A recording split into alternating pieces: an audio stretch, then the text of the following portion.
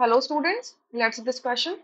The question says in chromatography which of the following statements is incorrect for RF? RF के लिए कौन सी statement जो है incorrect है आपको ये बताना है, ठीक है? So इसमें एक बार समझते हैं RF क्या होता है, ठीक है? So generally जो word है RF इसका मतलब होता है retardation factor, retardation factor.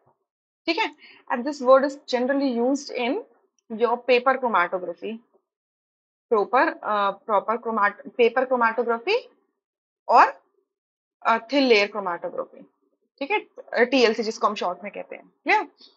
अच्छा, कई दूसरी जो क्रोमेटोग्राफीज होती हैं वहां पर आरएफ वर्ड इस्तेमाल नहीं होता, वहां पे रिटेंशन वर्ड इस्तेमाल होता है.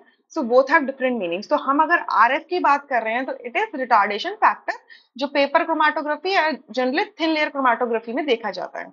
अब इसका मतलब क्या होता है? आरएफ का मतलब it is the distance moved by the compound, ठीक है, from the baseline divided by distance moved by the solvent. Solvent is the mobile phase, right? From the baseline. Baseline पे आपने क्या रखा था? मिक्सचर रखा था, एक स्पॉटिंग की थी. जैसे ये आपका लेट से पेपर क्रोमेटोग्राफी है, ये आपकी बेस लाइन है. इस बेस लाइन पे आपने यहाँ पर क्या किया था? एक सेंटर पॉइंट पे बेस लाइन पे आपने स्पॉटिंग कर दी किसकी? अपने मिक्सचर ऑफ कंपाउंड्स की.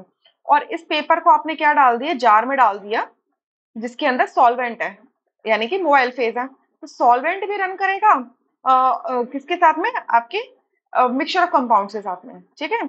सो अगर आपका बेस लाइन से जो सॉल्वेंट जितना डिस्टेंस मूव करता है उसके रिस्पेक्ट में आपका कंपाउंड कितना मूव कर रहा है, that is called RF value, ठीक है. सो ये स्टेटमेंट कहता है कि RF value depends on the type of chromatography. ये बिल्कुल सही बात है कि आप किस टाइप की क्रोमेटोग्राफी की बात कर रहे हैं, आरएफ उस पर डिपेंड करता है. सो क्रोमेटोग्राफी टॉप टू बॉटम भी हो सकती है, बॉटम टू टॉप भी हो सकती है, and there are different types of chromatography. अगर हम कॉलम क्रोमेटोग्राफी की बात करें तो वहां पे आरएफ की जगह रिटेंशन फैक्टर देखा जाता है, आर फैक्टर देखा जाता है, ठीक है. बी में कह रहे हैं higher RF means higher RF value means higher adsorption. It's a false statement. इसका ये मतलब नहीं हो सकता कि अगर आरएफ की वैल्यू ज्यादा आ गई है तो इसका मतलब ये है कि हायर एड्सॉर्प्शन हुआ है, ठीक है. सी में लिखा हुआ है RF value is dependent on the mobile force. बिल्कुल सही बात है कि एक पर्टिकुलर मोबाइल फेज के अंदर आरएफ की वैल्यू कुछ हो सकती है और दूसरे मोबाइल फेज में इसकी आरएफ की वैल्यू कुछ और हो सकती है, ठीक है. सो क्योंकि जो कंपाउंड है that can have a different interaction, different reaction towards the mobile phase, ठीक है. डी में लिखा है the value of RF can not be more than 1. ये भी बिल्कुल ट्रू है कि आरएफ की वैल्यू 0 से लेकर 1 के बीच में लाई करती है, 1 से ज्यादा नहीं हो सकती. तो इनकरेक्ट स्टेटमेंट सेकंड में है.